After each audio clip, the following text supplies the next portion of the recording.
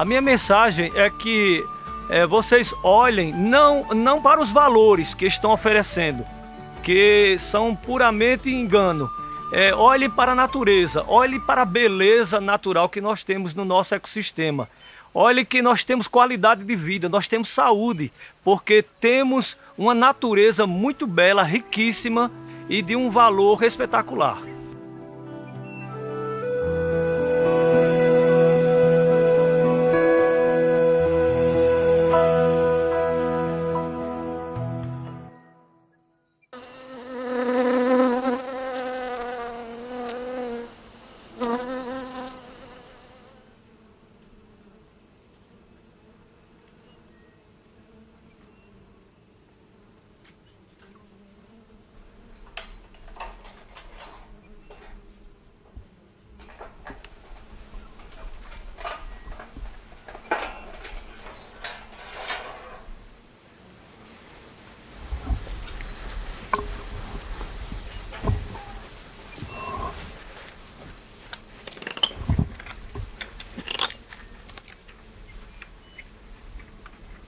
Olha a abelha rainha aqui, ó. Quem nunca viu, vem ver que coisa linda. Olha a abelha rainha aqui, ó. Ela escondeu, ó. As nossas plantas no ecossistema precisam de polinização. Como as abelhas sem ferrão, certo? Elas são de fundamental importância no mundo. E sem a polinização não haverá sementes nem frutos. Então é necessário a polinização dessas plantas para haver um bom desenvolvimento. E se nós aceitarmos que chegue aqui uma usina, ela vai fazer com que o nosso ecossistema sofra danos irreparáveis, certo?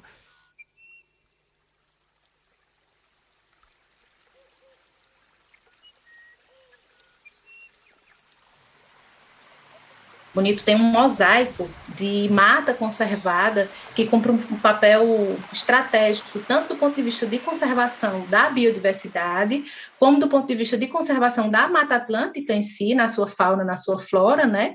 Porque a Mata Atlântica, como a gente sabe, é um dos biomas que tem mais agredidos, né, ao longo da história do país, e uma posição estratégica também do ponto de vista hídrico, né? Porque é um município que produz bastante água.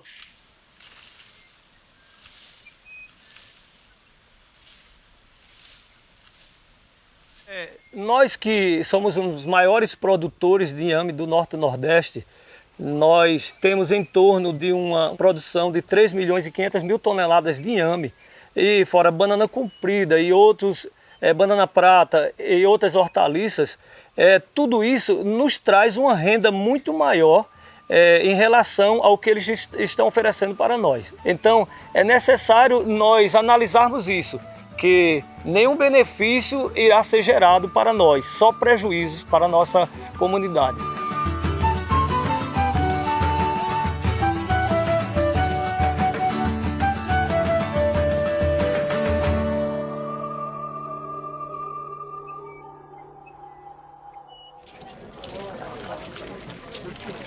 A gente considerar que o Brasil voltou para o mapa da fome, que a gente está sofrendo uma crise alimentar importante, né, com 19 milhões de pessoas passando fome diariamente, com metade da população em situação de insegurança alimentar. Então isso faz com que a gente entenda a importância desses municípios que são também produtores de alimento para conter, né, essa crise, para que a gente consiga abastecer, né, porque Bonito abastece não somente o seu próprio mercado local, como o mercado regional e inclusive de outros estados.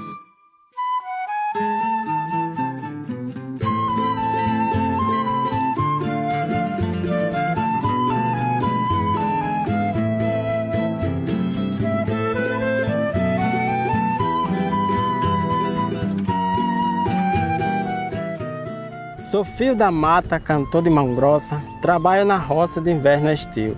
A minha choupana é tapada de barro, só fumo cigarro de pai de mim. Sou poeta das brenhas, não faço o papel de algum menestrel errante cantor que vive vagando com sua viola, cantando pachola à procura de amor. Não tenho sabença, pois nunca estudei, apenas eu sei o meu nome assinar.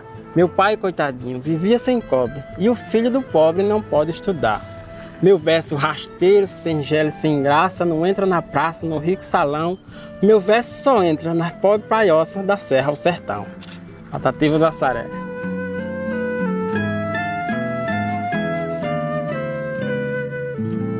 A agroecologia ela se sustenta como contraposição a esses impactos que essas empresas causam, né, que muitas vezes são colocados de goela abaixo, né? Então, que sejam mais expressivos sobre aquilo que querem implantar e dialoguem com a sociedade, né?